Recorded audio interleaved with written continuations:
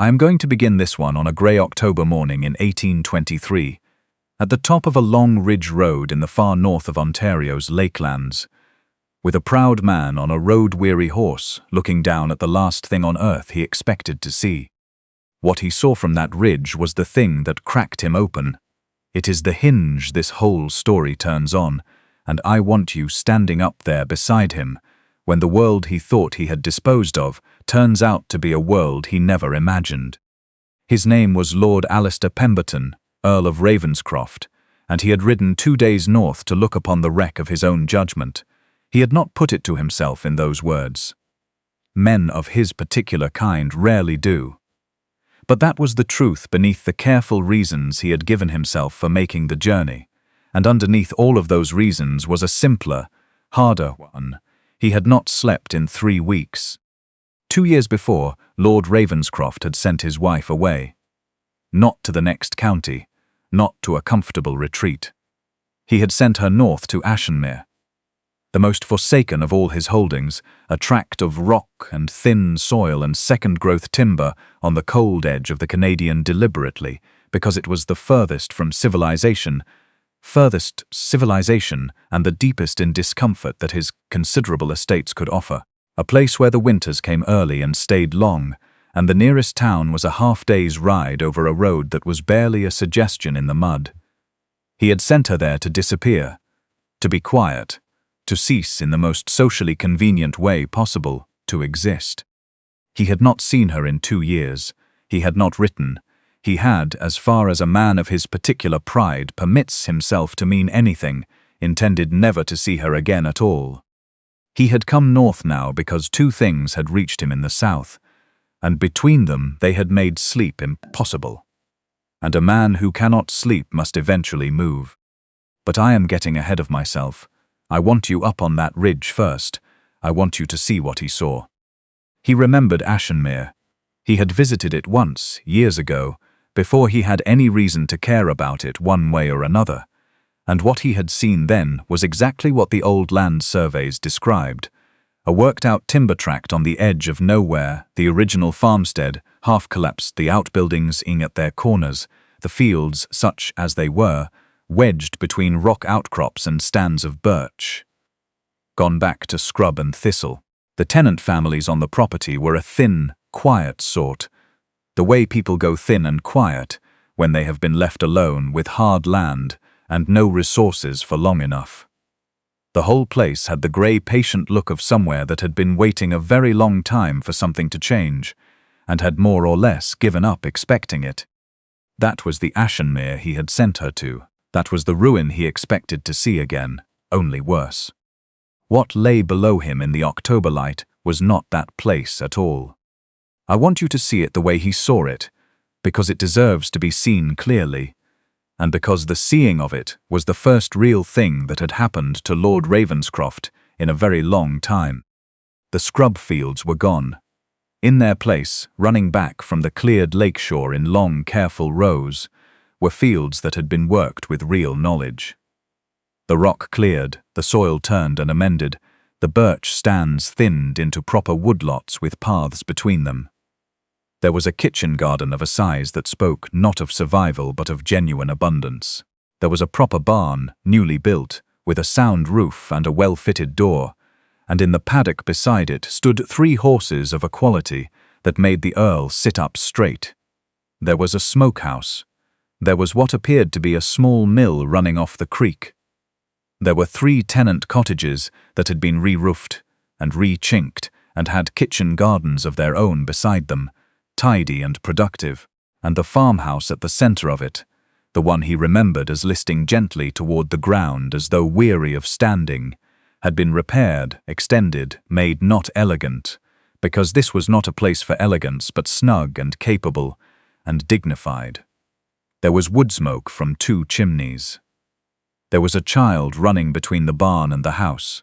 There was, in the far field, a figure on horseback moving along the fence line, with the unhurried, assessing confidence of someone who knows every inch of what they are looking at. He knew that posture, even at that distance, even after 2 years. It was his wife. "And I am going to stop us right there," with Lord Ravenscroft frozen on his ridge, staring down at a thriving property where he had deposited a discarded woman, and at the woman herself, who was supposed to be diminished and humbled and grateful for any scrap of attention, and was instead plainly and quietly in command of everything in sight. Because before I tell you what he did next, and what she said and what it cost both of them, you and I have an arrangement to attend to. If you have not yet found the subscribe button for Moonlight at Bellwood, now is an excellent moment. It is free, it takes less than a breath, and it is the only way the next story finds you when I have it ready. And I always have the next one ready. There is always another fire and another evening, and I would hate for you to miss your seat, and if you will not, well, you know what I am going to say. You owe me one. I have a very long memory and I am patient as the Canadian winter, which, as you may know, is patient indeed. Now, before I let the Earl ride down that ridge, I must take you back to where this story actually begins.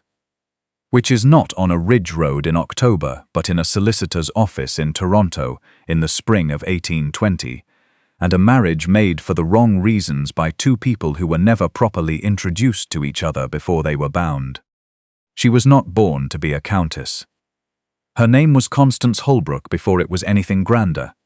Miss Holbrook, daughter of one Mr. Gordon Holbrook, who was himself the son of a man who had come to Upper Canada with $70, a chest of tools, and an absolutely unreasonable faith in the land. Gordon Holbrook had inherited that faith and put it to work over 40 years, with the single-mindedness of a man who has no other religion. By the time Constance was grown, her father was one of the most respected agricultural men in the province, not celebrated, not decorated, not written about in the newspapers. Because the newspapers had very little interest in men who made the land produce, and a great deal who actually understood farming in Upper Canada. But among the people who understood farming in Upper Canada, Gordon Holbrook's name meant something real. He could look at a piece of Canadian shield that had defeated 3 families and tell you exactly what it would take to make it yield. He understood water and soil and the particular stubbornness of northern seasons. He had made a considerable fortune doing it. And he had one child. He had raised Constance the way a sensible man raises a child when he has no other hands for the work and a great deal of work to do, at his side in all weathers, over the account books, and the seed records and the drainage surveys. By the time she was 22, Miss Holbrook could manage a working farm of 400 acres as capably as her father, and understood land the way a physician understands a body, not as a thing to be owned but as a thing to be known, tended, listened to. It was the work she loved. It was, in the most fundamental sense, who she was. And then Gordon Holbrook died, and the world she had never particularly wanted came and found her. A young woman with a considerable inheritance and no male relations to manage it for her is, in the social arithmetic of 1820, a problem that resolves itself very quickly in the direction of marriage. Lord Ravenscroft was 34, recently arrived from England to take possession of the Canadian estates he had inherited from a distant uncle, and in possession of a title that his circumstances did not quite support. The estates were substantial in acreage and negligible in productivity. He needed capital, and he needed someone who understood the land, though he did not realize the second thing and would not have admitted the first. His solicitor introduced him to Miss Holbrook's solicitor. The arrangements followed. I want to be fair to him here, because fairness is the bone the story stands on. Lord Ravenscroft did not marry Constance Holbrook out of straightforward greed, though greed was present in the arrangement. He married her out of something more complicated and more difficult to correct. A profound conviction that he already understood the most important things about the world and needed no further instruction. He was an intelligent man who had never been seriously wrong about anything he cared about, and this had produced in him a certainty that was, by the time Constance encountered it, essentially impenetrable. He looked at Miss Holbrook, and he saw a tradesman's daughter with a useful inheritance and practical knowledge of the sort that his estate manager could make use of. He did not see, because he was not looking, the depth of what she actually knew, or the quality of the mind that held it. She was brought to his table as a resource. It did not occur to him that she might be the most gifted person in any room she entered. Such things do not occur to men who have already decided what they are looking at. The marriage was cold from the first week. Not cruel. He was not a cruel man, but cold in the particular way that comes from a person being present and yet fundamentally unacknowledged, the way a room can be warm and still feel like standing outside if no one in it truly sees you. He managed his estates, and he managed her with the same firm, incurious efficiency. And she, who had never been managed in her life, who had been her father's partner and his confidante, and the inheritor of everything he knew, found herself reduced, in the space of a few months, to a domestic ornament in a house where no one wanted her opinion on anything that actually mattered. She tried. I want that said. In the early months, she tried. She offered carefully observations about the land management she could see needed doing. She was politely redirected. She suggested once that the drainage on the eastern acreage was costing him a third of his yield, and she knew how to fix it. He thanked her and explained that he had an estate manager for such concerns. She understood eventually that the knowledge her father had spent a lifetime pouring into her was not in this house considered a gift. It was considered a peculiarity. And so she put it away and tried to be what she appeared to be required to be, and felt herself going quieter and dimmer and smaller in ways she did not have words for, but felt very precisely. That was the marriage. And it might have continued like that for a very long time, quiet and cold and slowly grinding, if it had not been for Lady Sophia Neville. Lady Sophia Neville was beautiful, well-connected, and accustomed to getting what she had decided she wanted. What she had decided she wanted for some years was Lord Ravenscroft. She had made this known in the indirect, deniable way such things are made known in the social world, and had expected in due course to become the Countess of Ravenscroft. And then Lord Ravenscroft had married the farmer's daughter instead, and Lady Sophia had smiled and curtsied and congratulated them both, and privately decided that Miss Holbrook— she could never quite bring herself to think of Constance as a countess— would not find the marriage comfortable for long. She was patient, she was inventive, and Constance, isolated and without allies, made an easy target. The scandal Lady Sophia constructed was elegant in its simplicity. There was a young surveyor engaged about the Ravenscroft property, a perfectly ordinary young man hired for a perfectly legitimate purpose. Lady Sophia arranged, through careful management of appearances and the strategic placement of forged correspondence, for it to appear that the Countess of Ravenscroft had been conducting an intimate acquaintance with this man. A letter in a hand very like Constance's, a meeting that had been entirely professional, made to look like something else entirely to the two people Lady Sophia arranged to witness it. A whisper, and then another, and then the particular social momentum that builds when people have been given permission to think the worst of someone they already considered beneath them. Within 2 months it was everywhere.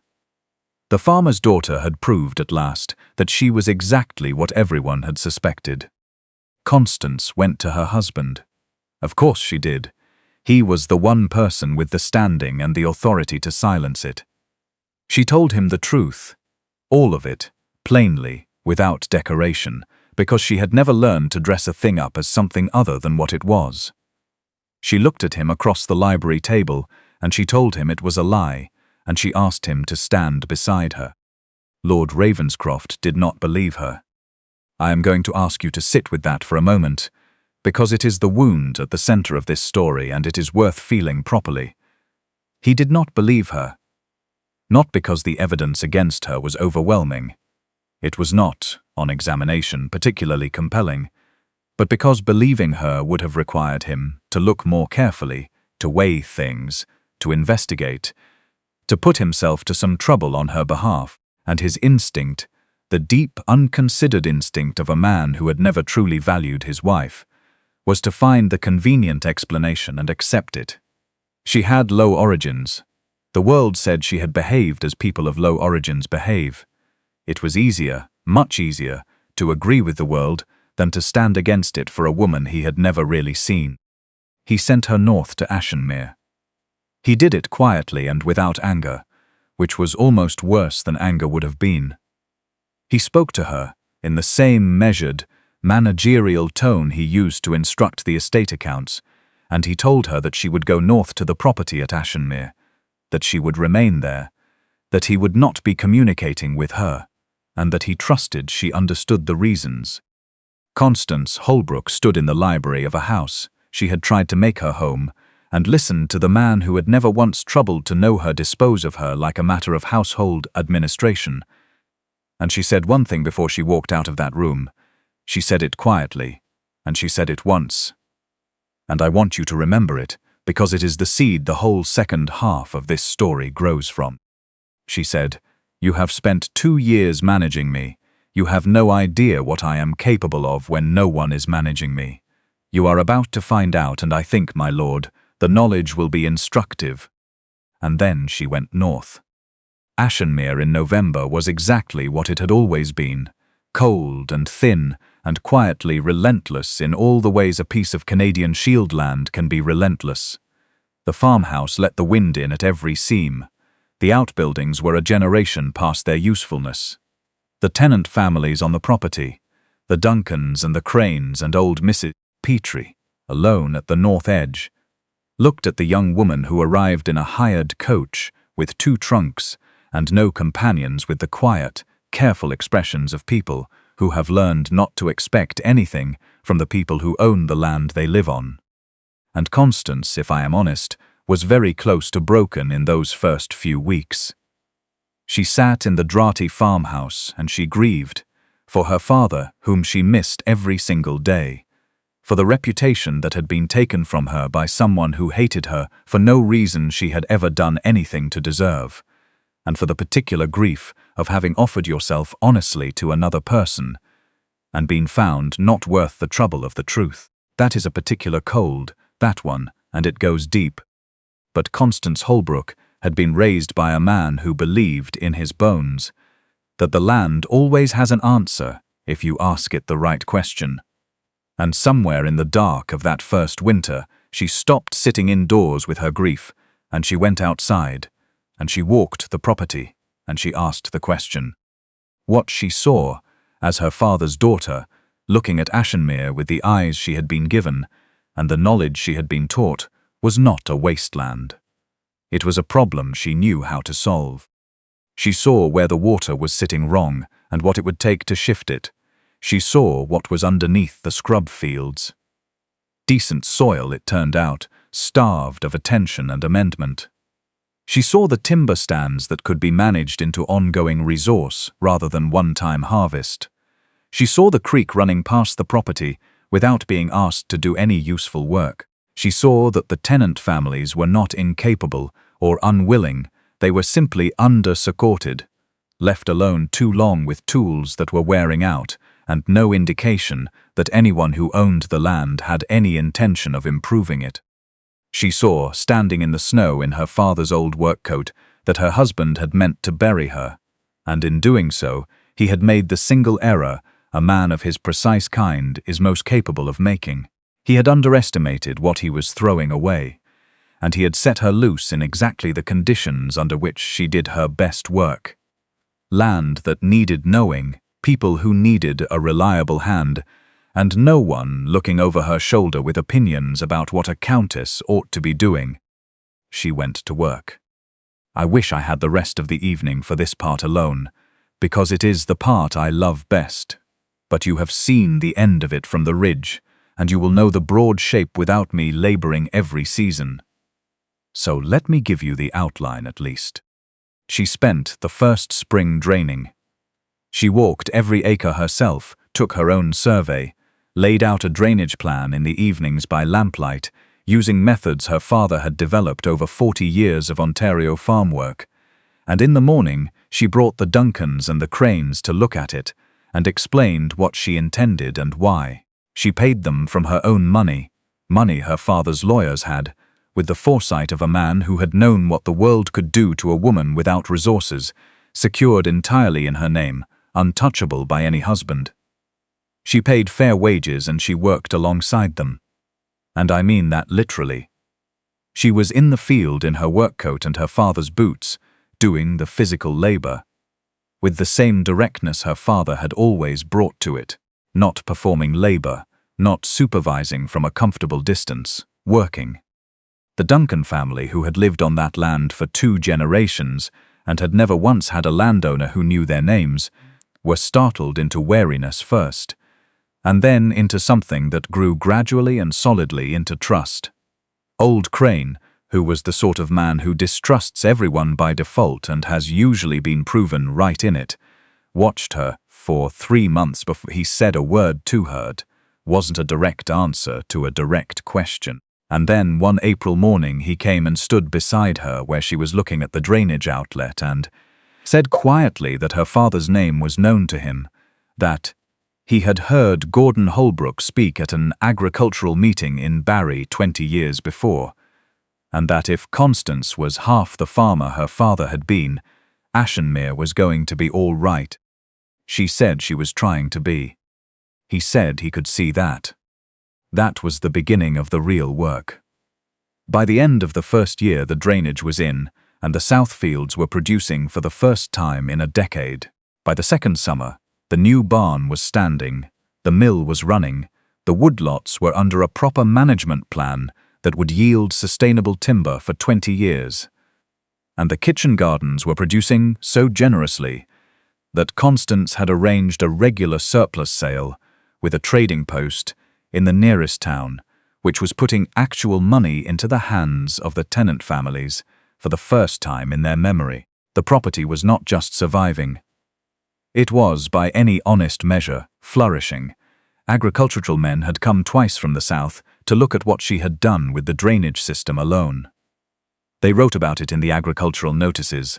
The name Ashenmere, which had meant nothing to anyone for a generation, had begun to mean something. And at the heart of it, directing the timber crews, riding the fence lines, sitting at the kitchen table in the evenings, going over the accounts with Mrs. Duncan at her elbow, and the lamplight warm on the pages, was the woman Lord Ravenscroft had sent north to disappear. She had not disappeared. She had, if anything, become more entirely herself than she had ever been permitted to be. Now, the 2 things that reached Lord Ravenscroft in the south and put him on the road north. The first was the accounts. Ashenmere had been running at a modest loss since before he inherited it, not a large loss but a steady one, the kind you stop thinking about because you have stopped expecting anything better.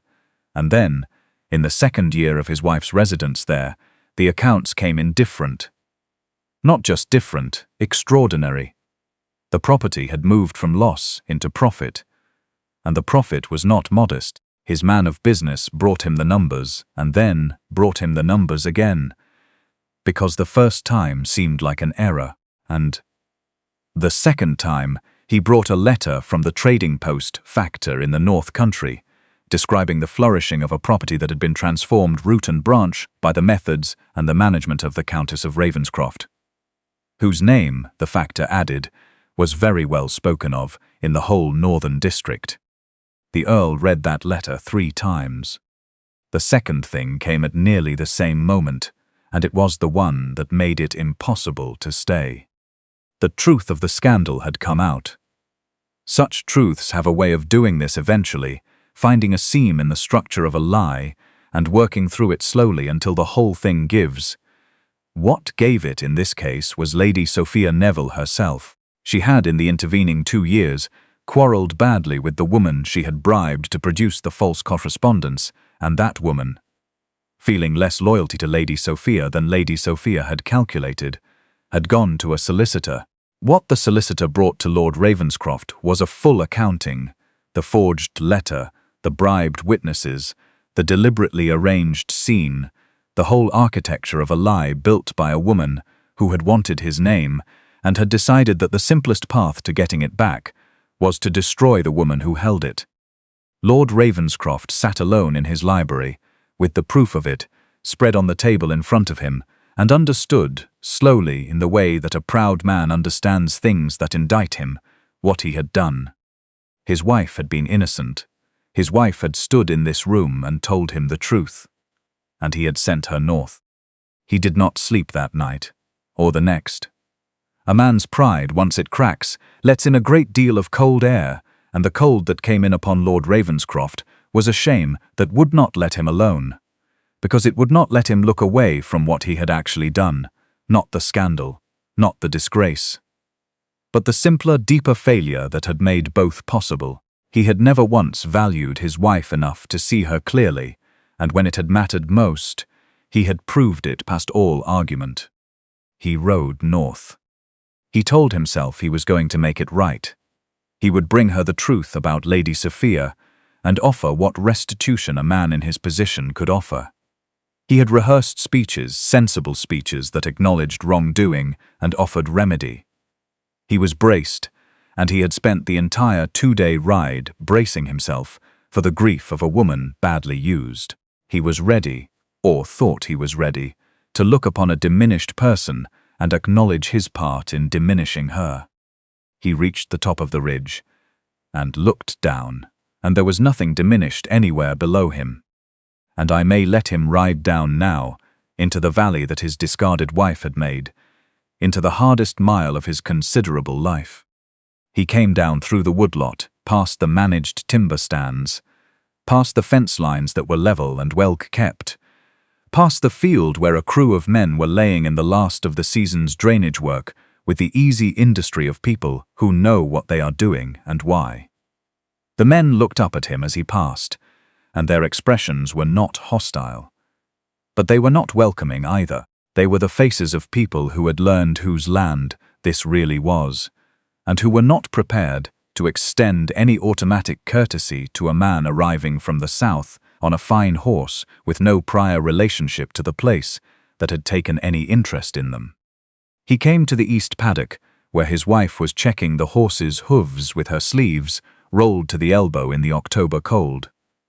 A thing she was doing herself rather than delegating, with the unhurried competence of someone who checks a horse's hooves the same way every day, because it is worth doing properly every day.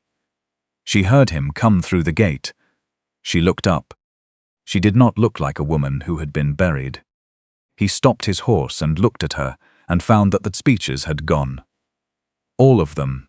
Gone the way the breath goes when something knocks it clean out of you.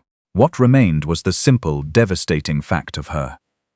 2 years older, wind-browned and capable, standing in the paddock of the property she had rebuilt from nothing with the unhurried assurance of someone who has learned, at some fundamental level, that they do not need anyone's permission for anything. "Lady Ravenscroft," he said. "Lord Ravenscroft," she replied, and her voice was even and steady. She let him stand in the silence of it for a moment before she said, "You have come a long way. Are you expected somewhere nearby, or is this visit intended here?" It was not unkind, but it was precise. She was giving him nothing, not hostility, not welcome, not the relief of an emotional reaction he could respond to. She was simply waiting to see what he was. He dismounted. He did not think about doing it. It was not strategic. It was that standing above her on horseback felt suddenly like exactly the wrong position, and he got down. He stood in the dirt of the paddock she had built, at the same level as the woman he had sent away to be forgotten, and he told her the truth. He told her about Lady Sophia, the full account, the forged letter, the bribed witnesses, the solicitor's report. He told her he had the proof. He watched her face as he told her, and he saw the moment the confirmation of what she had always known landed. Not surprise, but something older and quieter, the feeling of a thing you have carried alone for a long time finally being acknowledged to exist. "I know you told me the truth," he said. "I know you told me and I did not listen. I know that was." He stopped. The measured language he had rehearsed was not adequate. He started again. "I know that there is no version of what I did that is defensible. You came to me. You asked me to stand beside you." and I chose not to be troubled by the question. I chose the easy conclusion because it was easier, and I sent you here, and I called it a decision about honor, and it was not. It was cowardice, and it was negligence, and it was a failure of the most basic obligation I had to you. I know that. I have known it for 3 weeks, and I have not slept properly since. Constance set down the hoof she had been examining. She straightened. She looked at him with the same directness she had always had, not social polish, but something older and less trained than that. Yes, she said. You have said what you came to say. She was quiet for a moment. And what is it you are expecting in return? He shook his head. Nothing. I am not expecting anything. Everyone expects something, she said. You rode 2 days north. You have brought the proof of Lady Sophia's scheme. This is, she paused, choosing her word, more than a letter could have carried. So what is it, Alistair? She used his name deliberately, and he understood that it was not warmth. It was a tool. She was demanding honesty and making him hear it. Is this about clearing my name? Is it about the estate accounts? Which I suspect you have noticed. Or have you come north because you rode over that ridge and found something you were not expecting and now you want to collect it? She let the question land. He said, I came to clear your name. Completely. I will take Lady Sophia's correspondence to every person who repeated the lie, and I will do it in writing and in person and in whatever public form is required, until there is no one in this province or connected to us in England who does not know the truth of what was done to you. That is owed to you without condition, and I will do it whether you send me away this morning or not. She studied him. And the estate, she said. Is yours, he said. You made it. I wouldn't touch a penny of it. And you have not come to collect your wife, who has turned out to be an unexpectedly productive asset. He flinched. He said, I rode over that ridge expecting to find a person I had damaged, and I found, he looked at her, and then at the paddock, and the barn, and the sweep of managed woodlot, and the smoke from the farmhouse chimney, and the men working in the east field, with the easy purpose of people who trust their direction. I found this. I found that you took the worst thing I did to you, and made it into something extraordinary, and made it into something I found that I have spent 2 years thinking I had put you somewhere out of the way. And what I actually did was give you the one thing I should have given you on the first day of our marriage, and never did. Which was? Room, he said, room to be what you are. She was quiet for a long time. Then she said, You are going to clear my name, all of it. Yes. Because it is owed, not as a transaction. Yes. She picked up the hoof pick she had set down. She looked at it for a moment in a way that suggested she was thinking well past it. I will tell you something, she said. In 2 years here, I have thought very little about you. That is not meant cruelly. It is simply true. I have been busy, and the work has been enough. And the people here have been. She glanced toward the east field, where old Crane had looked up from the drainage work and was watching them with the frank, unabashed attention of a man who has earned the right to keep an eye on things. The people here have been more than enough. I understand that, he said. I am not sure you do. She looked at him steadily. You came north expecting to find a woman diminished by what you did to her. You were ready, I think, to be generous to a woman in that condition, to feel the appropriate guilt and offer the appropriate remedy, and perhaps, if she was grateful enough, to take her back on reduced terms. She shook her head, not angrily, but with a certainty that was entirely its own authority. That is not what you have found. I am not diminished. I am not grateful. I am not in need of rescue. And I am not, Lord Ravenscroft, going to make this easy for you simply because you have ridden 2 days and said the right things. He said, I am not asking you to. Then, what are you asking? He thought about it for long enough that it was clearly genuine thought, not rehearsed response. I am asking for the chance to be someone worth knowing, he said, not asking you to believe that I am already that, asking for the chance to prove it, here, on this property, on your terms, over whatever time it takes. He looked toward the east field. I spent our entire marriage explaining to you why your knowledge was not required. I would like to try spending some time learning from it instead." Constance Holbrook stood in her paddock in October and considered the humbled man in front of her. Underneath 2 years of good clean work and the confidence of a person and the solid confidence of a person who has tested themselves and found themselves equal to the test, she found something she had not expected to find. That the flicker she had briefly glimpsed in him during the first weeks of their marriage, the intelligence she had reached for and been refused, was still there. A little worse for wear, as intelligence often is once pride has been knocked out of the way. But there, she said, "You will clear my name, all of it publicly, and you will expect nothing from me while you do it." "Yes. When you come back from that," she said, "you will come here, not as the Earl of Ravenscroft on an inspection of his holdings. As a man who wants to learn something, you will work. You will take instruction from people who know more than you about the thing you are being instructed in, and you will do so without remarking on the distance between their station and yours, because that distance does not exist on this property, and has not existed since the first spring I was here." He nodded. "And you will be patient," she said. "Trust is not owed to you here. It is not owed to you by me, and it is not owed to you by these people. It will be given or it will not, on the evidence of what you do over time. Those are the terms. They are the only terms I have." She held his gaze. "They are more generous than you have any right to expect. And I want you to know that I am aware of that, and that I have offered them because I was my father's daughter before I was anyone's wife. And my father believed that the most important thing about a piece of land was not what it was, but what it could become, with the right attention." She put the hoof-pick in her pocket.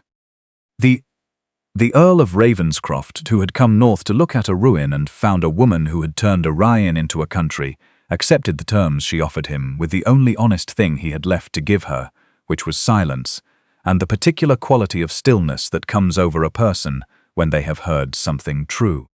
He went south, and he did what he had promised.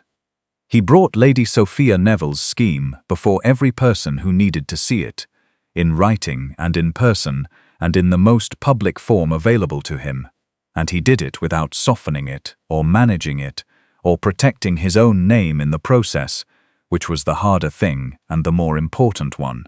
What he had to say about his own conduct he said plainly, because Constance had asked him for honesties, and he had decided that this was, at minimum, the place to begin. Lady Sophia's standing in the social world collapsed in the way that such things collapse when the architecture is exposed, all at once, and leaving very little behind it. And then he came north. He came in the early spring, when the sugar maples were running and the Duncans were collecting sap, and he did not arrive with a trunk of fine clothes and expectations of comfort.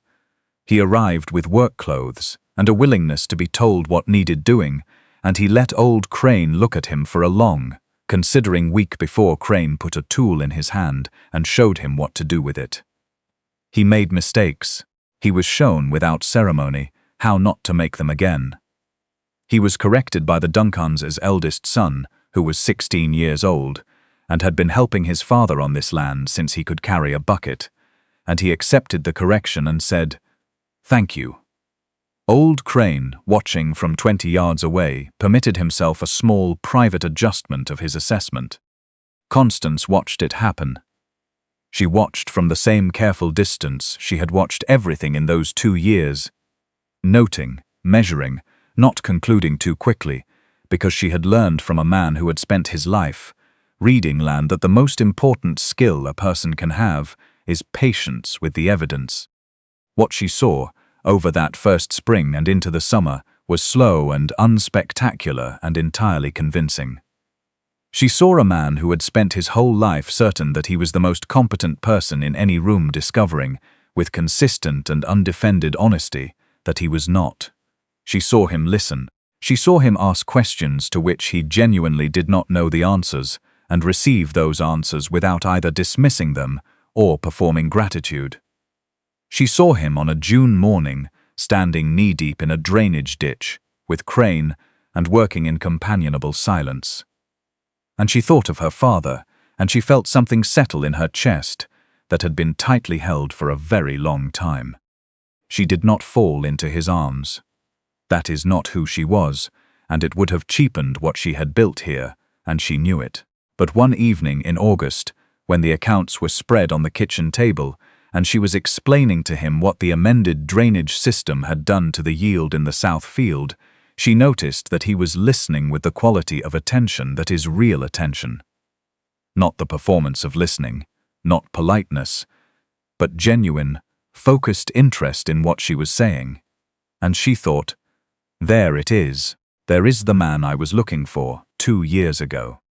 They found each other slowly, the way things grow in the Canadian North.